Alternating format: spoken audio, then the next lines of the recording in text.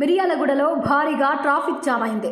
సాగర్ రోడ్డులో railway track దగ్గర FCI godown నుండి గూడ్స్ వ్యాగన్ వెళ్లడంతో ట్రాక్కి అటువైపు ఇటువైపు రోడ్డుకి 3 కిలోమీటర్ల మేర వాహనాలు ఆగిపోవడంతో వాహనదారులు తీవ్ర ఇబ్బందులకు గురయ్యారు.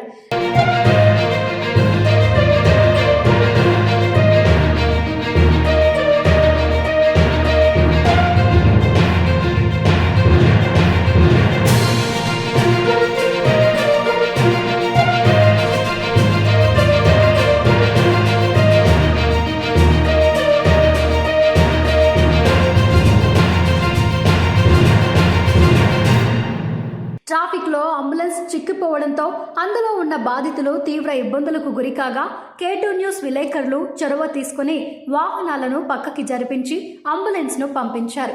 అధికారులు చొరవ తీసుకుని గూడ్స్ వ్యాగన్ వెళ్లే సమయాలు మార్చాలని, ఎవరికీ ఇబ్బంది లేని విధంగా పబ్లిక్ ఎక్కువ తిరిగే సమయాలు కాకుండా రాత్రి సమయాలలో నడపాలని ప్రజలు కోరుతున్నారు.